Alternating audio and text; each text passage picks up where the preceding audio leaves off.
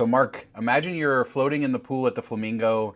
You look up, people are like laughing and pointing at you, and you have to imagine like what you did wrong. And then you look over to the side, and there's a guy that looks exactly like you. Apparently, two guys recently in Las Vegas met their doppelgangers while floating in the pool at the Flamingo. Is this a sign that we're in the simulation? I mean, I feel like they both had their doppelganger already. It was like Seth Rogen circa 2012 knocked up. Yeah, something like that. But yeah, I mean, we've actually seen, like, my wife in college, we saw a doppelganger or somebody that looked very similar. I don't think these two looked exactly like identical twins or anything. Like, you could definitely tell the difference. But it is kind of funny that they're in the pool together and they're like, "Hey, you kind of look like me, and you're wearing glasses and a hat," and So that is kind of crazy. But I thought my first thought was, wow, that one they look like Seth Rogen. Yeah, you're right. I mean, the thing is like the vibe, right? They have the same kind of hat, same kind of glasses, and they're both similar shape and size. So I think it was kind of cool. But it's a neat story. Made up story.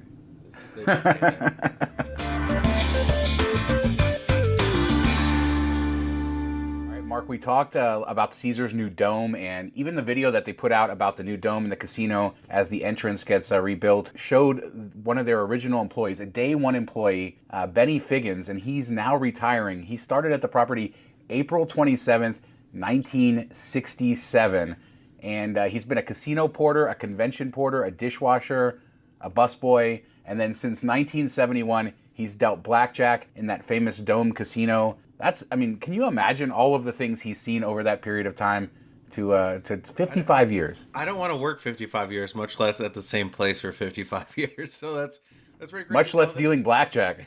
Yeah. The thing that kind of like upset me a bit was they're like, "Oh, Caesar said goodbye," and they sent him home in a limo, which is cool. They're like, and they gave him a plaque and some balls from the chandelier. I'm like, really? After 55 years, that's like, give him a statue or something. I don't know. Like, that just seems so cheap to me for somebody that's been there since day one. I feel like it should have been a way bigger thing. It's funny, yeah. It's they gave him a piece of the chandelier from the dome he worked in, but it's not even like they like cut down the chandelier or something. They were already destroying it because they were renovating the casino. So it all worked out. Corporate synergy right there. The bean counters figured out a way to make it look good for them. Like a $10,000 chip as a tip or something, something like that. Yeah, really... I mean, at least they gave him the limo ride home, I guess. So he enjoyed that. They're like, here's your piece of chandelier. Like, throw it in there. There you go. Yeah. Now, the other thing that was interesting in that article was it said that 5 years ago, on the 50th anniversary, there was 5 day one employees. So he was the last of the day one employees. So the other 4 have since retired. I wonder what they did for them. Yeah, they're making a little bit of a PR stunt about it, but we've seen Vegas change so much just in our lifetimes. Imagine since like the late 60s, you have the old mob era of Vegas. He worked his way up, but dealing blackjack in that dome since 71. So many interesting things and people must have gone through there, and he must have so many amazing stories to tell. Yeah, I'd love to hear his take on like what was the best era of Vegas and which he enjoyed the best, and does he like it now, or did he like it better back then? So it'd be really cool to just sit and have a drink with him and hear all that. Maybe we should set that up. Is he the one who kicked you out of or tells you to shush every time you... Well, no, maybe. If you watch this, we'll give you something better than chandelier balls if you come on the show.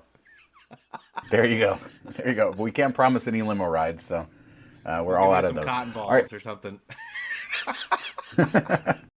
Now, we've talked about so many floods this year, and it stopped raining in Vegas, I think, for the most part. It's been just hot.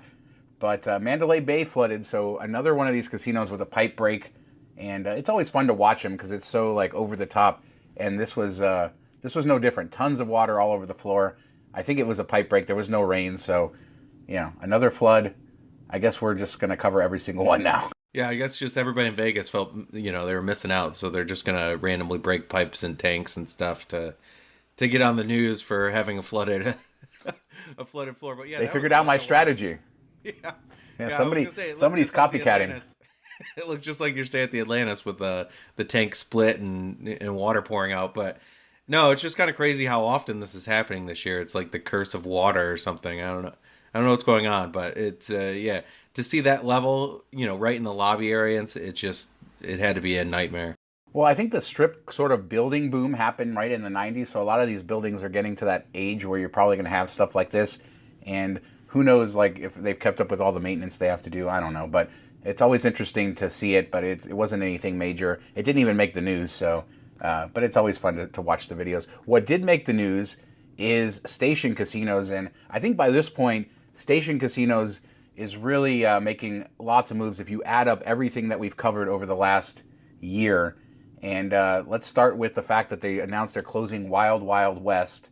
Have you ever been to Wild Wild West? It's basically a truck stop. I was gonna say, when you said, like, before the show, you're like, here's the mock-up they wanted to do in 2008, and then, you know, the economy went tanked and all that. So I'm like, okay, maybe they did nothing. Nope, there's a Days Inn motel, and then they have like a casino attack. I'm like, so you went from building the biggest thing in Vegas to just rolling out with the trashiest place you could think of. Well, that already existed. So they were going to tear it down in 2008 and build what they called Viva. And this was right at the time that City Center was kind of about a year away from completion. And City Center was costing $8 billion. Viva was going to cost $10 billion. And it's going to have over 5,000 rooms, multiple casinos, basically like a City Center project. And in comparison, City Center's on 66 acres. Viva was going to be on 110 acres. And obviously that fell through because this was 2008. The market collapsed. They couldn't get financing for it. Station casinos eventually went into bankruptcy, and the Fertittas sort of lost control. Then they got control back. And now Wild Wild West has sort of just sat there through all of it. It's like a little casino, basically a truck stop with a motel attached to it. But as I said, it's 110 acres on Tropicana, just across the freeway from the Strip. Is it basically Ellis Island, but without the cool restaurants? I think that would be an insult to Ellis Island. I haven't been there in about 10 years, but I would say they're similar. Yeah. They're similar lineup, like a Super 8, a Days Inn, and then a small casino. Ellis Island's definitely a much cooler looking place, and they have really good food and restaurants and all that. But it's just like a block off the Strip each way. Just seems very similar. You know, a lot of similarities for sure. Yeah, and I mean they're for sure. You're right there. It's interesting that Station Casinos just got paid $305 million for some right of ways, because right now they're redoing the whole Tropicana and I-15 interchange, and so they're realigning streets. And because of the inconvenience for their property there, they got $305 million. It makes me wonder if they kept it open just for that all the clear to get that money in the bank. But they say they're going to redevelop the land, but here's like the rub with that. I mean, are they going to build a casino there? Palms, which they owned and sold, and it really failed for them, is just up the street. We've seen casinos over the freeway kind of struggle, like Rio and, in Palms all throughout its life. So I wonder if the redevelopment is really going to be a casino complex, or we're talking about housing. It really is prime real estate, but maybe not for like a mega casino resort. I don't know, but time will tell. But Wild Wild West closed as of the time this video is out. They didn't even give notice, really, just a couple days. Pretty crazy. I don't think anybody shed a tear over it. There's lots of truckers, truckers and their friends of the night that are shedding tears there. But I mean, all of the moves station casinos have made this year. They bought that land for like $178 million or $172 million on South Las Vegas Boulevard in Cactus. That's 126 acres for a future development.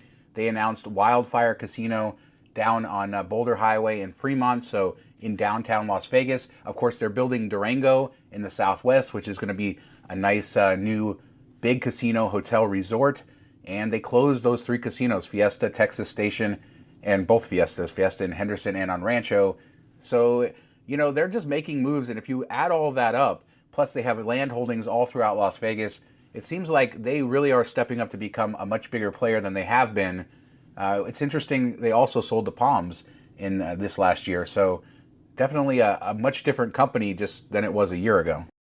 Yeah, it's weird. Like at the end of the article, it says they want to, double in size or whatever by 2030. But I feel like they've closed more than they've opened. And I know it's strategic moves, closing down ones that aren't performing well and focusing in different areas.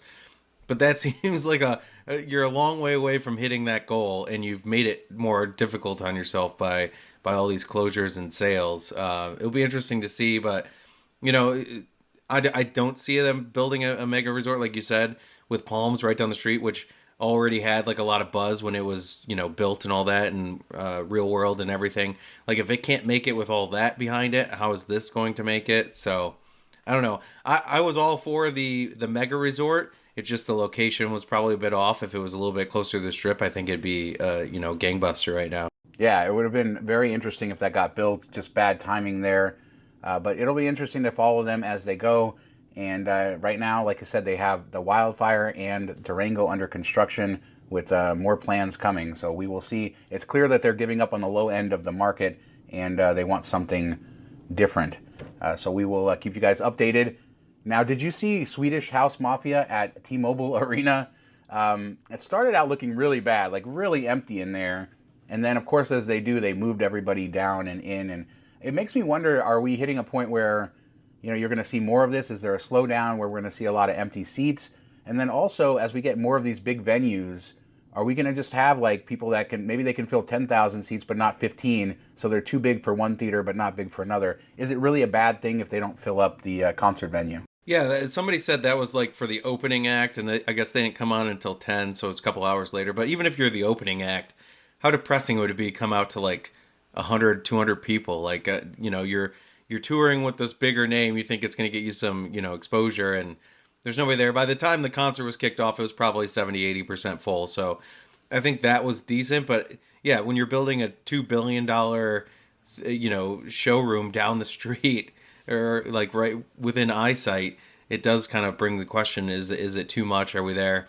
That first picture that you probably popped up here now, Chris Angel was jealous of those numbers. But other than that, people would be pretty upset. Now, when I saw you send that to me, because you actually sent it to me, I knew exactly why I knew exactly why that was going in the rundown. So, yeah, you know what I'm going to do? Next time I go to Vegas, I'm going to a show. I feel like I have to now. Yeah, you got to try to get backstage access. He'll punch you right in the face. All right, now some bad news downtown, and we don't have permanent news on this, but the Sigma Derby at D Las Vegas apparently broke. It's the last one, at least in the United States, maybe in the world. If you don't know what that is, it's like one of the old-fashioned horse racing games. You sit around the track, you bet on different horses. It's so much fun. It's upstairs at D Las Vegas. I thought we'd talk about it just because I don't know if you've ever played it. My wife's played it, and I've watched, and it's a lot of fun to do. It's a lot of fun to watch. The parts are rare for it, so we don't know if it'll come back. But if it does come back, a good reminder to people, if you're downtown, go play it. It's a lot of fun. There are newer versions of this machine, but they're not nearly the fun that the old one is. Yeah, they had something similar. I don't know if it was the same brand or not in Windsor, across the border here in Canada, back when it was Windsor Casino before it became Caesars Windsor. So they had something similar up there. They ripped it out when Caesars came in to put in more slot machines and stuff. But we always had a lot of fun playing it. I still don't know how to bet horse racing at all, but you just put some coins in and you pick one and you just watch the horses run around and everything. So it really is a cool experience. I do think they need to build some more new ones. The old ones they can't fix or whatever, but I think there is a place for this. It might not be a big money maker, but it should draw people in, and it is always a fun environment. So get rid of the betting pits, the video blackjack pits, and let's bring these back. Yeah, it's a great social betting experience. It's not like you're going to win crazy amounts of money with them. I remember, I think in the 80s and 90s, they were just about everywhere, and even into the 2000s. I think there were different variations too. People out there can let us know. I think there was one at Excalibur. I seem to remember camels, or maybe it was at Aladdin or something, but people can let us know what they were. But I think there was different variations, and they definitely were very common, and they've slowly died off. I think MGM Grand might have had one of the last ones, and that died a few years ago, and this one went down. So we'll see how it goes. But if it does come back, make your way to the second floor of D and it's kind of throw some quarters in there. That they can't manufacture the parts, have somebody create the part that they need and stuff. It shouldn't be that hard. It's all mechanical stuff back then. So I don't know, but maybe just the money and time is not worth it, I guess. Yeah, we don't know, but we're praying for you, Sigma Derby, and thanks to Derek Stevens for keeping that thing going for so long. All right, so a new carousel bar is coming to Las Vegas. This is exciting. It's coming to the Grand Canal Shops at Venetian. It's also going to be a dart throwing place, so they're going to have 20 bays for throwing darts. The carousel bar, which of course Circus had their carousel bar. It's still there, but I think it's full of machines. It's not a bar anymore. I always love those carousel bars. We went to the one in New Orleans, which is world famous, and it's not like they're unique, but they're always fun to do. And they're going to have a variety of food. Throw some darts, sit in the carousel. looks really nice. The concept art looks great. Yeah, those shops don't really have anything to draw me in, so I think this is good that they have something more fun where it's more high end luxury type of places. Like I don't feel like I have a need to go in there at all, so maybe this will draw me in. And I do think we've kind of made the switch for bar games to like axe throwing and stuff like that, and cornhole or bags and things like that. And darts is forgotten, which is like the original OG of bar games. So I can't think of anywhere else, even around here, that has like a dart specific rooms that you get like a little private area and play darts. So I think that's really cool, throwing it back to something that a lot of people love to play. I personally love going and playing darts at a bar while you're watching a game or something. So I'm looking forward to this. I'll definitely check it out. Yeah, it looks like an interesting mix. The carousel bar thrown in there, fun stuff. So we will let you guys know. But the concept art, like I said, looking good. A lot of these new venues that are coming to Vegas are looking really good when you look at them. All right, so there was a few interesting arrests at Harry Reid International Airport that made the news, and I thought we would talk about it because earlier this year, my dad got home. He flew home, right, and he stole somebody's luggage, right? Somebody had the same suitcase as him. He takes it. He gets home. It's like 1 a.m. because it was a late flight. Realizes he has the wrong suitcase, but he can't go back till the next day. Was there a whole bunch of sex toys inside it, like in the movies? I don't know. I didn't ask. Don't ask. Don't ask, don't tell when it comes to your dad stealing suitcases. Now, he did go back the next day, get his other luggage. So I wonder how often that happens. But at the airport, 2 women were arrested for stealing other people's suitcases, apparently on purpose. Conspiracy to commit a crime, burglary. They went and arrested them, and they were watching the surveillance. So it's interesting. I wonder how often it happens by accident. And I wonder if this was like how they identified these women as doing it on purpose and then went to their house and arrested them. It's sort of interesting. They weren't professionals. They just were hungry. Like something like that. Like the watch guy. They weren't prostitutes. They were tired. So I gave them my room. No, yeah, I don't know, because I see this happening a lot, like on accident on the plane if it's by a luggage, or even like the carousel grabbing it off. So it would be kind of hard to tell. So many people have like a black Samsonite bag. If it's something like that, it's hard to distinguish for sure. But I don't know how you tell unless they maybe have done it before and they've been keeping an eye on them or what. But yeah, it's actually kind of genius. It's pretty easy, I feel like, to steal at the airport. And then there was a lady that got arrested too for skipping out on a check at Chili's and then saying that officers were trying to harass her because she was so pretty. That they never seen anybody as pretty as her. So it's always a fun day at the Las Vegas airport if you want to people watch.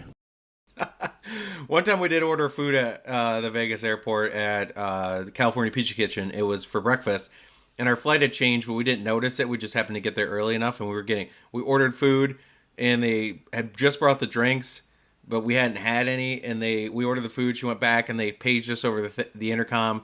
So we started walking over there like, you need to leave right now. So we did walk out on that bill, I guess. Hopefully they didn't ever make the food. Lucky you. Well, if that happens to you, just say, you're just harassing me because you've never seen anybody as pretty as me. Exactly. Speaking of beautiful, or kind of heartbreaking for me, because I have my custom MTM Vegas Golden Knights jersey, but they've debuted a leak of this new design of jersey. It's sort of like the numbers have that like Stardust kind of throwback look. I actually like them. I think they look nice, although I'm sad that my other jersey is going to be obsolete. Wait, so they're changing all the jerseys? Like, this isn't just like a new... This might be their alternate. Jersey. This might be instead of their red. Yeah, I'm not sure, because this might be instead of their red, because they did have a red third alternate jersey, and it's hard to tell. It seemed like it was a leak, so I don't think they've officially announced it. I mean, what have they been out, like 5 years? Yeah, well, I mean, the Stardust thing, I think that maybe they were smart to kind of get some nostalgia in there, especially if it is an alternate jersey. I do hope they keep the main jerseys, just because, like I said, selfishly, I have my custom jersey that I wear to games, and I like that. But I also like the red. My wife Jasmine has the red jersey, and that's really nice. So if they retire that, I'll be a little heartbroken there as well. But it looks good. I think the design is nice. Yeah, I mean, it's cool. I just wish they would have done it to begin with instead of making people buy more jerseys. But they love to do that. Like, won't name a team in Washington, was the football team, and then they changed their name a year later so they could sell extra jerseys. Yeah, exactly. Yeah, that was crazy. It's like what's taking them so long to come up with a new name? Oh, we need to go to committee. We need to figure out the right name. And then yeah, it just conveniently took them long enough to sell a bunch of merch. On the name, it was horrible. Yeah, yeah. All right. So our last story, Oscars closed down this week for a minor renovation, and as Plaza continues that full redevelopment we talked about, where they're building that kind of carousel bar out by the entrance, and they're building that smoke-free casino area, and Oscars is getting a new area as well. But that famous area inside the dome has been completely renovated with new booths, new carpet. It's looking pretty good and fresh, and yeah, I like it. I'll put some pictures of the old versus the new, but I think it looks good. It still looks classy, still looks very good. But what do you think? Yeah, I gotta check it out. I've still never been to Oscars, so I definitely need to make a visit. And if you're rehabbing the whole rest of the casino, then your marquee establishment, I think you need to update too. So I think it looks good, and they're keeping it somewhat true to what it is. So I think it's a good move, and I definitely am looking forward to checking it out. Now you've eaten there a few times, right? Haven't eaten there, just had drinks there with Oscar, or he was at the table next door. So I'll just say I had drinks there with Oscar. Driving. I see where we're at. Yeah, it was a long time ago. But it's a good reminder. Like, that restaurant's been there a long time now. I don't know, close to a decade. I don't remember exactly when it opened, but it was quite a while ago, and it's been so successful. And that dining room is one of the most iconic ones. So the new look keeps that sort of iconic feel and look. Apparently, I read in the article or somewhere on Twitter or something that they had to move the booths out, so the tables out. I wonder if it's just people are getting fatter now, so they had to give a little bit more space in between the tables, or what that was about. But yeah, all that good food. It's hard to. So yeah, I mean that's. But I'll get down there when I'm back in town in a few weeks. I'll get down there, film the update on the construction to see what all the other stuff's going on as far as the pink box and all the other things that they're doing at Plaza. But yeah, like you said, good to see that they haven't forgotten about good old Oscars. And that's going to do it for this week's show. Let us know what you guys think about any of these topics, the new jerseys, of course, Wild Wild West. What do you think they're going to build there?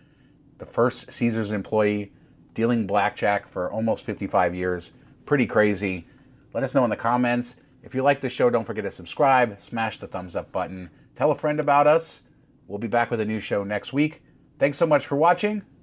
Talk to you next time. See you next week.